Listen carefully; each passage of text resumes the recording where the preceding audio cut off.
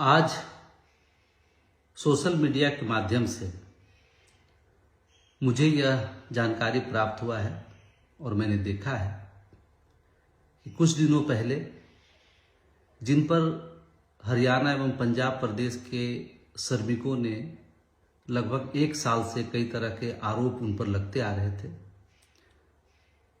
जब उसकी जांच हुई तो उसमें उनके द्वारा जो भी आरोप लगे वो सब कुछ सही पाए गए।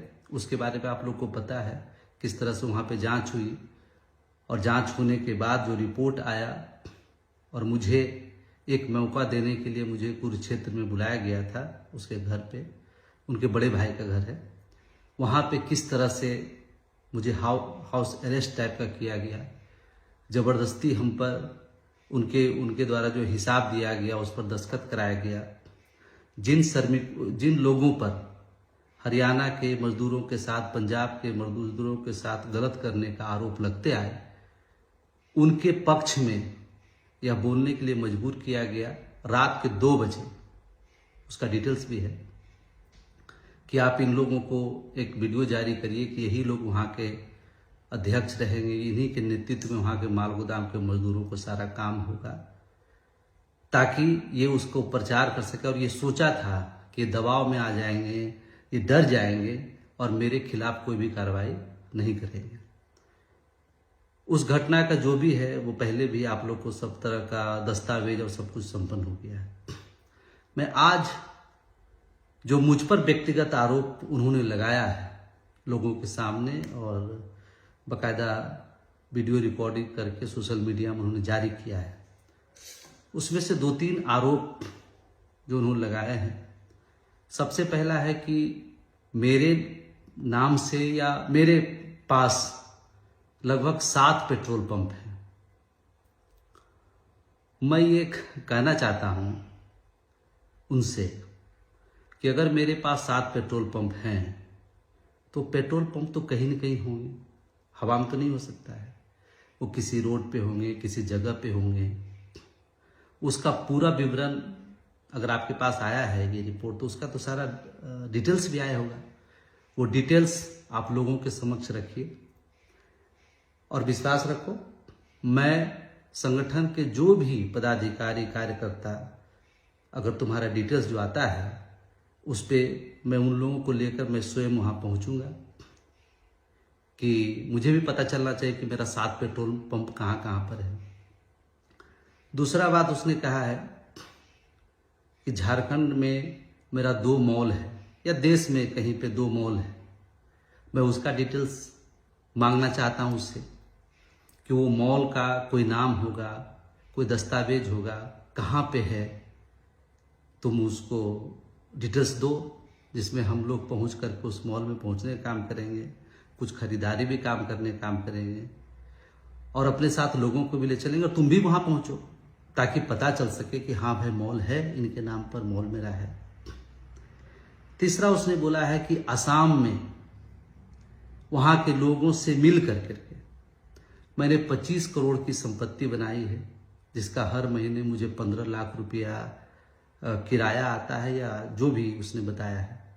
तो कोई भी किराया आएगा या कोई प्रॉपर्टी है तो उसका डिटेल्स दो मुझे। और असम प्रदेश हमारा दूसरा घर जैसा है, वहाँ पे हमारे जो पदाधिकारी हैं, पंचानन डेका, धन डेका, रंजन पेगू, इन सभी लोगों से पूछो, उनको तो जानकारी होगा। क्योंकि मैं तो असम में रहता नहीं हूँ, अगर मैं वहाँ कुछ भी खरीदूंगा, कुछ भी करूँगा तो वहाँ के लोगों के राय विचार से कर दूंगा या उनकी सहमति होगी या सम्मिलित होगी। आप उनसे पता कर लो और उसका भी डिटेल्स दो मुझे कि हाँ मेरे पास ये असम में जो प्रॉपर्टी है ये यहाँ पे है और इससे मुझे ये इस तरह का बेनिफिट हो रहा है और ये लोग भी उसमें शामिल हैं। वो तुमको बताना होगा लोगों के बीच में जाकर करके, या ये पूरा डिटेल्स तुमको अपने साथ रखना होगा। तुमने ये भी कहा है कि मेरे पास 2 करोड़ की गाड़ी, डिफेंडर गाड़ी है, जिसका कीमत 2 से 2.5 करोड़ 3 करोड़ रुपया तक आता है। उस गाड़ी का डिटेल्स चाहिए, क्योंकि गाड़ी कोई भी आदमी खरीदता है तो कहीं छुपा के तो नहीं रखेगा, वो तो कहीं घूमेगा, चढ़ेगा, लोगों के बीच जाएगा। और हमारा तो काम ही ऐसा है, हमारा दूसरा घर तो गाड़ी ही है जिसमें हम करके उसका पूरे हिंदुस्तान का दौरा करते हैं। तो उसका भी डिटेल्स इस तरह के चाहिए मुझे। दूसरा, तुमने कहा कि 2021 में ही तुमको ऐसा महसूस हो गया था, कहीं से सूचना मिल गया था या कोई जानकारी प्राप्त हो गई थी कि यह संगठन पूरी तरह से फेक है, इनका जो डिमांड है वो फेक है, सारी बातें तुमने रखा है। तो तुम मुझे नहीं, पूरे देश की जनता को बताओ, संगठन के लोगों को बताओ कि 3 साल तक 2024-25 तक तुम लोगों के से क्यों पैसा उगाही करते रहे,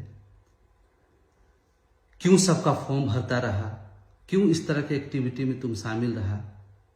तुम इस बात का जवाब दो, जिस माल गोदाम में हमारा मजदूर का कोई सदस्यता कार्ड नहीं बना, उस माल गोदाम में तुमने शिफ्टिंग प्रोग्राम करने का काम किया।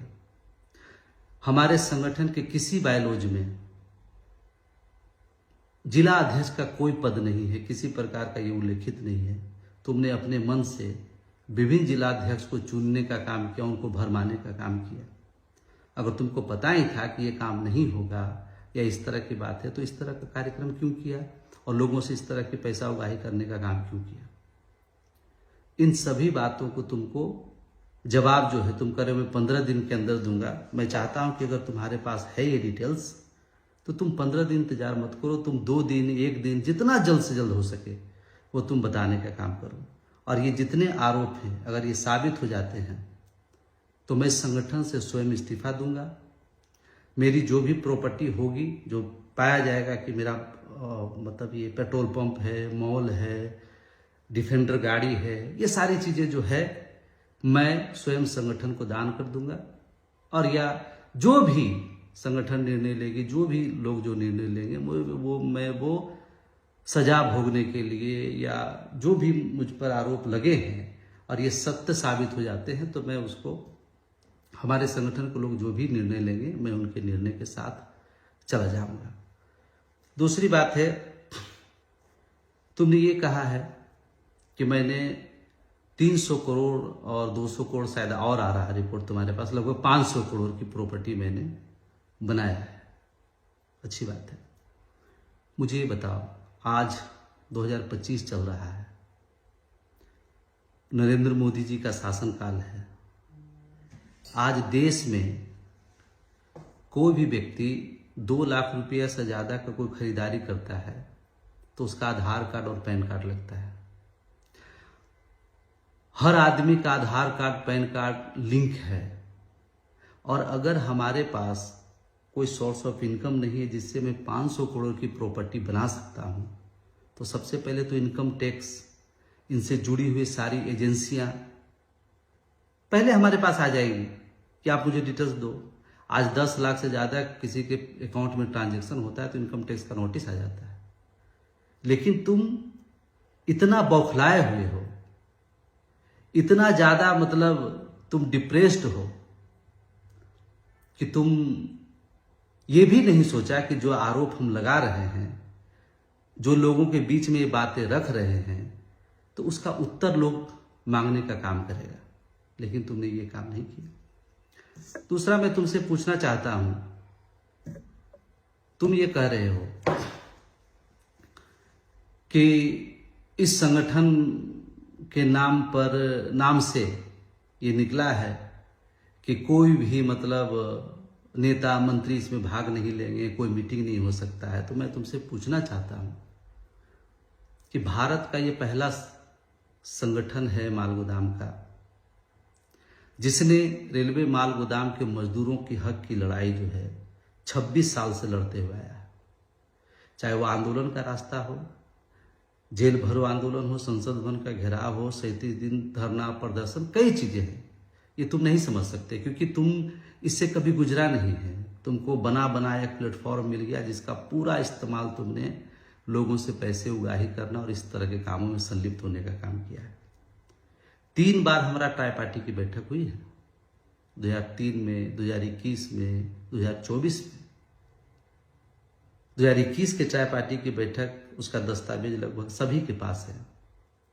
जब कोई भी माल गोदाम का मजदूर हो या किसी डिपार्टमेंट का हो, उस डिपार्टमेंट जिसमें वो काम करता है और उसको न्याय नहीं मिल पाता, उसको हक अधिकार नहीं मिलता है, उसका हक दिलाने का काम, उसका क्या हक हो सकता है इसका निर्धारण करने का काम भारत में श्रम एवं रोजगार मंत्रालय का है और उस श्रम रोजगार मंत्रालय ने स्पष्ट रूप से कोट किया है ट्राई पार्टी की बैठक में कि भारतीय रेलवे माल गोदाम श्रमिक संघ ने जो मांगे रखी है, 13 डिमांड हमने रखा था, वो सभी मांगे जायज है, जस्टिफाई है।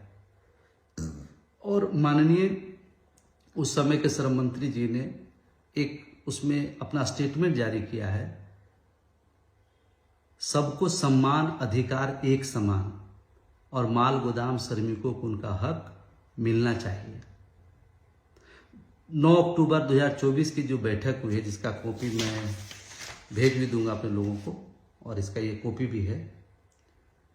इस बैठक में हमारा जो डिमांड 2021 में जो प्राप्त हुआ 13 डिमांड, उसको इम्प्लीमेंट करने का प्रस्ताव पारित हुआ। आज हर माल गोदाम में भारतीय रेल चाहती है कि वहाँ पर 24 घंटा काम चले, दिन के रात को जिस समय भी रेक आए वहाँ पर लोग खाली करने के लिए मौजूद हो, एक लेबर मैनेजमेंट सिस्टम बहाल हो। वहाँ के कंसाइनर जो काम करते हैं, जो माल मंगाने काम करते हैं, वो लगातार रेलवे से कहीं न कहीं दूर होकर रोड ट्रांसपोर्ट की तरफ मूव कर रहे हैं। इन सभी चीज को दुरुस्त करने के लिए माल गोदाम के मजदूरों को भी न्याय मिले, कंसाइनर को भी जो समस्या है जिस कारण से वो रेल से छोड़ करके रोड ट्रांसपोर्ट की तरफ मूव कर रहे हैं, इन सभी चीज़ों को ठीक करने के लिए और मजदूरों को उसको पीस रेट के भुगतान हो। अगर हमारे कुली भाई के लिए हर रेलवे स्टेशन पर जो उनका वेजेज चार्ज लगा हुआ है, कितना किलो वजन उठाने पे इतने पैसे प्राप्त होंगे, तो वही चीज रेलवे माल गोदाम के श्रमिकों के लिए भी लागू हो। ये सारा पॉलिसी उसमें है, जिस पर सरकार ने सहमति भी जताई है कि बिल्कुल ये होना चाहिए। एक ही जगह में अगर समान काम समान वेतन का अधिकार हमारे कानून में है, तो एक तरफ अगर FCI के मजदूरों जो उसी तरह से काम कर रहे हैं, उन पर डिपार्टमेंटल लेबर सिस्टम बहाल है, उसी तरह से काम करने वाले रेलवे माल गोदाम के मजदूर पर ये क्यों नहीं बहाल होगा? तुमको क्या लगता है कि संगठन जो इतने साल से लड़ाई लड़ करके इन चीज़ों को सरकार के समक्ष, देश के जनता के समक्ष रखने में कामयाब रहा, उसके हक अधिकार को भारत सरकार के कानून में लाने का काम किया, चाहे वो ऑक्यूपेशनल सेफ्टी कोड बिल हो, वेजेज हो, सोशल सिक्योरिटी हो। आज जो भारतीय रेलवे माल गोदाम श्रमिक संघ के अथक प्रयास से रेलवे माल गोदाम के मजदूरों को जीवन में पहली बार उसको सरकारी दस्तावेज में एक नामित मिला, एक नाम मिला, एक पहचान मिला है। क्या तुम इसको छीनना चाहते हो? इन मजदूरों को जो 26 साल की लड़ाई के बाद इनका हक अधिकार मिलने का एक रास्ता साफ हुआ है। हमारे देश के वर्तमान श्रम मंत्री श्री मनसुख मांडविया जी बोलते हैं, उनका स्टेटमेंट है, मैं ही नहीं मेरे साथ कई साथी थे, जब मैं उनसे पहली बार मिला था श्रम मंत्रालय में, उन्होंने एक लाइन में स्पष्ट किया था कि अधिकारी कोई भी हो वो नहीं चाहता है कि माल गोदाम के मजदूरों को उसका हक अधिकार मिले, क्योंकि उसका तनख्वाह नहीं कटता है। उनके जीवन में बदलाव करने के लिए जो पॉलिसी लाना है, उसके लिए इस देश के जनता ने मुझ जैसे लोगों को मंत्री बनाया है कि मैं उसके नीति निर्माण कर सकूं, उसके जीवन में बदलाव के लिए पॉलिसी मेकिंग कर सकूं। लेकिन ये बातें तुमको समझ में नहीं आएगी, क्योंकि तुमने इस तरफ कभी झांक के देखा ही नहीं है।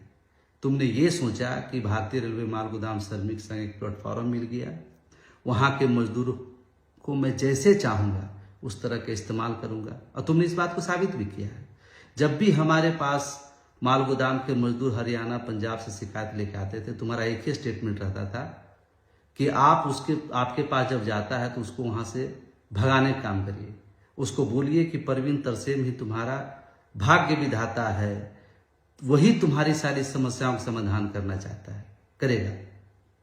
लेकिन बताओ कि अगर शिकायत ही तुम्हारे खिलाफ हो तो व्यक्ति कहां जाएगा? मैं इस संगठन में राष्ट्रीय प्रभारी के पद पर हूं।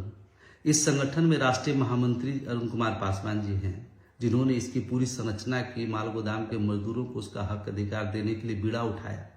उसने अपने जीवन का सबसे कीमती समय 26 साल जो है इस संगठन में मजदूरों को उसको न्याय दिलाने के लिए, उनके हक अधिकार दिलाने के लिए किया। तुम कहते हो 6 साल मैंने अपने जीवन का देने का काम किया, बड़ा गोल्डन टाइम मैंने देने का काम किया। मैं तुमसे पूछना चाहता हूँ, इस संगठन में आने से पहले तुम्हारी क्या पृष्ठभूमि थी? तुम्हारी क्या समाज में तुम्हारी क्या पहचान थी? इस संगठन ने तुमको प्रदेश नहीं राष्ट्र स्तर में तुमको पहचान दिया। क्या इस संगठन से पहले तुम कल्पना कर सकते थे कि तुम अपने प्रदेश के मुख्यमंत्री से मिल सकते हो, उनके सामने अपनी बातों को रख सकते हो? कुछ दिन पहले हरियाणा का चुनाव था, उसमें तुमने अपना जो चुनाव लड़ने के लिए टिकट के लिए जो सब जगह घूम रहे थे, उस बायोडाटा में तुमने क्या दिखाया है, क्या बताया है? तुम्हारा जो भी वजूद था, तुम्हारा जो भी अस्तित्व था, वो भारतीय रेलवे मालगोदाम श्रमिक संघ के कारण था, मालगोदाम के मजदूरों के कारण था। तुमने उसको ही ठगने का काम किया। एक तरफ तुम कहते हो 2021 में मुझे पता चल गया था, तो 4 साल भैया तुम आप क्यों लोगों से पैसे लेते रहे, लोगों को गुमराह करते रहे? उसी समय आ जाना चाहिए थे सामने में। मुझसे सवाल जवाब करता है कि गलत है, आप क्यों ऐसा कर रहे हैं, क्यों मजदूरों को गुमराह कर रहे हैं? छोड़ देते उसी समय।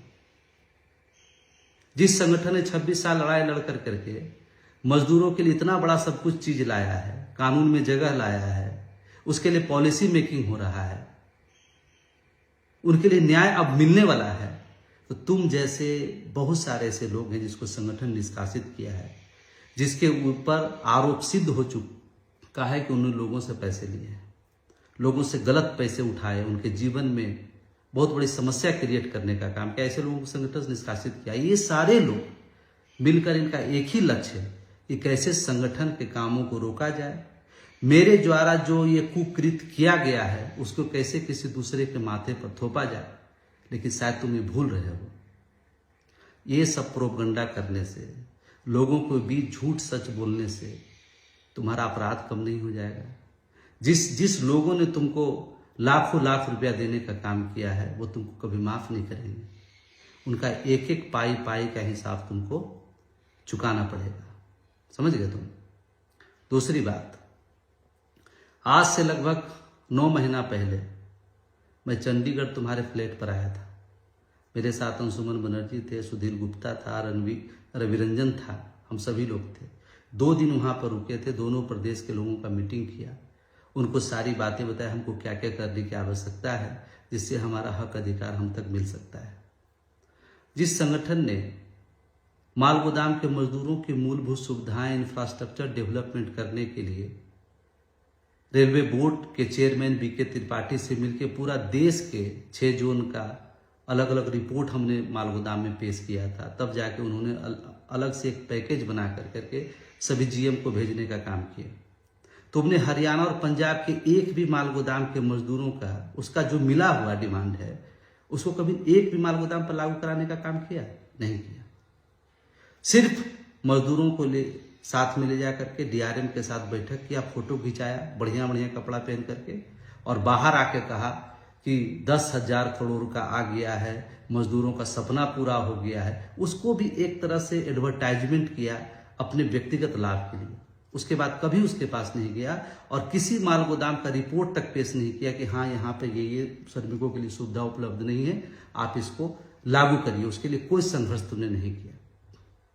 ई श्रम कार्ड जो भारत सरकार का है, जिसके लिए पूरी तरह से निःशुल्क बनता है, तुमने उसको बनवाने के लिए भी हरियाणा पंजाब के लोगों से 1000 रुपया 1200 रुपया लेने का काम किया। तुमको शर्म नहीं आती ये सब चीज करते हुए? सारा चीज पैसे पर तुमने छोड़ दिया। कुछ तो इतना साल रहा था संगठन में, तो कुछ तो श्रमिकों के प्रति तुम्हारी चेतना होनी चाहिए। याद है पाला राम जी जो बुजुर्ग हैं, कैथल, जहां जिस जिला में तुम्हारा घर है, वहीं के लोग हैं, हमारे पिता समान हैं। वो जब हमारे पास आकर के तुम्हारे बारे में बोलते बोलते रोने लगे कि हम लोग के साथ इस तरह नाइंसाफी कर रहा है। मैं चाहता हूं कि पूरे देश के लोग, कुछ लोग असम हो, अलग अलग प्रदेश के लोग एक बार हरियाणा पंजाब के मालगोदाम के लोगों के बीच में जाएं। आपको पता चलेगा कि उन लोगों के साथ इन लोगों ने किया क्या है, किस तरह से, किस दुविधा, किस संकट में लाके खड़ा कर देने का किया है। एक तरफ कहता है ये काम कभी नहीं होगा, ये संगठन फर्जी है, तमाम तरह के आरोप ये लगाते हैं। दूसरे तरफ कहता है मैं 6 महीना में ये काम कर दूंगा। तुम्हारा बैकग्राउंड इतिहास है माल गोदाम के लोगों को लेकर के काम करने का, उनके साथ संघर्ष करने का है, जज्बा है। किस पॉलिसी के तहत तुम कराओगे, क्या लाभ वही कराओगे तुम, वही सी बात का तुम डंका पीटोगे जो भारतीय रेलवे माल गोदाम श्रमिक संघ करा के लाया और कराने जा रहा है। अब संगठन ये निर्णय लिया है कि इस तरह के लोगों को संगठन से बाहर का रास्ता दिखाएंगे, माल गोदाम के मजदूरों को, गोदाम कमेटी को मजबूत करेंगे, उनको प्रदेश स्तर में, जोन स्तर में, डिवीजन स्तर में और माल गोदाम स्तर में लाएंगे और सीधा माल गोदाम के मजदूर जिसको चुनेगा, जिसको आम सभा करके चुन रहा है, ऐसे लोगों के हाथों में नेतृत्व देने का काम करेंगे। मजदूर के बीच का आदमी ही मजदूरों के दर्द को समझ सकता है। तुम जो ये विभिन्न प्रकार के फर्जी जो आरोप लगा रहे हो, एक आरोप तुमने ये भी लगाया कि सीमा मंत्री जो मेरी बहन है, मेरे साथ उसका भाई बहन का पवित्र रिश्ता है, उसने मुझे गाड़ी दिया है। हाँ बिल्कुल ये सही बात है, उसने गाड़ी दिया है। दिल्ली में BS4 गाड़ी बंद हो गई थी, गाड़ी BS4 नहीं चलाया तो उसे फाइन था, नहीं चल सकता था। मेरे पास 8 साल पुरानी गाड़ी थी जो BS4 थी। मैंने बात किया लोगों से, मेरा लोन चल रहा था उसके ऊपर, मुझे फाइनेंस नहीं हो सकता था और दिल्ली में अपना गाड़ी रहना बहुत जरूरी है। तो मैंने कई लोगों से चर्चा किया। सीमा मंत्री एक मारवाड़ी परिवार से आती है, उसका अपना शुरू से ही बिजनेस रहा है, बहुत अच्छे घरों से है, एक संपन्न परिवार से है।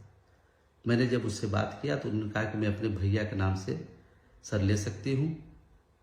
मैंने कुछ पैसे उनको भेजे और उन्होंने गाड़ी निकाल करके मुझे BS6 गाड़ी जो है उन्होंने दिया, जिसका उपयोग मैं दिल्ली में रह कर करके मजदूरों के लिए काम करने का काम कर रहा हूँ।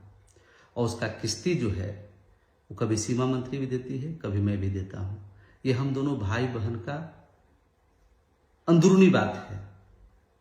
तुम सीमा मंत्री से पूछ लेना या किसी संगठन के लोगों से पूछ लेना, मैंने कभी भी किसी लोगों पर कभी इस तरह का दबाव नहीं दिया है कि मुझे ये लाओ, मुझे वो लाओ, ये लाओ। अरे हमारा संगठन तो इतना बड़ा है, इतने लोग हैं कि वो अपने थोड़ा थोड़ा सा दान करेंगे ना तो संगठन के नाम पर एक हेलीकॉप्टर आ सकता है। गाड़ी तो बड़ी छोटी बात है, समझे। और तुम जरा बताओ कि जब तुम संगठन में नहीं था, जब संगठन में आया था, तब तुम्हारे पास क्या था? एक साइकिल भी था तुम्हारे पास? नहीं था। याद है तुमको जब तुम दिल्ली में पहली बार हमसे मिलने के लिए आए थे, उसमें तुमने कहा कि सर मैंने एक आदमी से गाड़ी मांगा था, वो नहीं दिया, तो मैं किसी तरह से एक अपने दोस्त का टूटा हुआ गाड़ी लेकर आया था। तो मैंने कहा था तुमको तुम संगठन में काम करो, जरूरत पड़ेगी तो हरियाणा पंजाब प्रदेश के दौरा के लिए हम लोग कोई सेकेंड हैंड गाड़ी का भी व्यवस्था करने का काम करेंगे। और उसके बाद पूरा देश जानता है, पूरा संगठन तुम्हारे कई रील्स से है जिसको तुम डालते हो, BMW, ऑडी, पता नहीं कितने तरह की गाड़ियां जो है तुम वीडियो बना करके स्टाइल से उतरते हुए दिखाते हो। ये सब कहाँ से हुआ, कैसे हुआ, ये सोचना इस बात को तुम। और अपने संगठन के सभी माल गोदाम के लोगों को, कार्यकर्ताओं को मैं कहना चाहता हूं, यही नहीं, इस तरह से जितने लोगों पर कार्रवाई हुई है, जब इसको नोटिस गया कि तुम 21 तारीख को, राष्ट्रीय अध्यक्ष जी ने नोटिस भेजने का काम किया कि तुम 21 तारीख को तुम अपने ऊपर जो आरोप लगाया उसका स्पष्टीकरण तुम आकर के दो, ये क्यों नहीं आया? आना चाहिए ना, अगर तुम सही थे तो आना चाहिए। मैं अपने लोगों को कहना चाहता हूं कि इस तरह के लोगों का भ्रम जाल में न फंसे। आप उसको, उसके पूरी जीवन जो संगठन में जो उसने लगाया है, 2 साल 4 साल 5 साल जो रहा है, उसका पूरा आकलन करिए, आपको सारे सवाल के जवाब मिल जाएंगे। और हरियाणा पंजाब में तुम कह रहे हो कि हम माल गोदाम में जा नहीं पाएंगे। हमारे हरियाणा पंजाब के जो नवनियुक्त पदाधिकारी जो चुने जा रहे हैं, वो बहुत जल्द हर माल गोदाम पर जहां तुमने लूट खसोट किया है, जहां मजदूरों को कार्ड नहीं बनाया है, वहां वहाँ पर कार्ड वितरण करते हुए प्रोग्राम करेंगे, लोगों के बीच उपस्थित रहेंगे और वो माल गोदाम के लोग ही सब कार्यक्रम करेंगे। समझे तुम? इसलिए ये सब झूठ फूस बोल करके लोग गुमराह करना बंद करो। तुम ये सोचते हो कि इस तरह का आरोप लगा करके मैं जो है बच जाऊंगा, मैंने जो लोगों से पैसा लिया है वो लोग इस आरोप में भूल जाएंगे, तुमको माफ कर देंगे, ये सब भ्रम में मत रहो। जिन लोगों से तुमने जो इतनी बड़ी धनराशि इकट्ठा किया है वो तुमको पाई पाई चुकाना पड़ेगा। समझे तुम? अभी कितना दिन पहले, यही 19 तारीख को जब तुम आए थे, उसमें 4-5 प्रदेश के अधिकारी थे, संतोष मनी थे, हमारे अब्दुल अफरीन थे, अंशुमन बनर्जी थे, रणवीर सिंह थे, मध्य प्रदेश के प्रतीक राठौर थे, सब थे ना। सबके सामने तुम्हारा हिसाब हुआ है। 7,411 कार्ड तुम्हारा बना, जिसमें तुमने जो चंदा जमा किया वो प्रति व्यक्ति 6 साल में 400 से 500 के करीब में है। तुमने ये हिसाब दिखाया, गलत हिसाब, कि मैंने करोड़ों रुपया खर्च किया है हरियाणा पंजाब के प्रोग्राम मीटिंग करने में। मैंने अपने घर से वो पैसे लगाए हैं। सारे पंजाब हरियाणा के जो लोग हैं, जो पॉलिटिक लोग हैं, हर कार्यक्रम में उन्होंने अपने हिसाब से चंदा दिया है। तो मुख्यमंत्री के प्रोग्राम किया, उसमें सब लोगों ने पूरे दोनों प्रदेश से 500-700 रुपया, जैसा जिसको हुआ, अधिकारियों ने 1-1 लाख रुपया तक तुमको चंदा दिया। फरीदकोट हो, तरन तारण हो, अमृतसर हो, जहां भी प्रोग्राम हुआ वहां के मजदूरों ने अपना चंदा चिट्ठा इकट्ठा कर करके प्रोग्राम कराने का काम किया, और तुमने जाकर के माला पहनने का काम किया है उसमें। और माला पहन के फोटो खिंचा के मीडिया में लाइमलाइट लेकर करके, और उसके बाद उसका एक तुम बायोडाटा बनाते हो और ये चाहते हो, सोचते हो, लोगों के बीच जाते हो कि मैं इतना बड़ा काम कर रहा हूं, मुझे यहाँ विधानसभा का टिकट दे दीजिए, मैं विधायक बनना चाहता हूं। जिस व्यक्ति ने तुमको सम्मान दिया, जिस संगठन के चलते तुम्हारा नाम हुआ, उसके साथ जो तुमने इतना बड़ा धोखा किया है, इतना बड़ा गुमराह किया है, ये संगठन और लोग तुमको कभी माफ करने का काम नहीं करेंगे। धन्यवाद।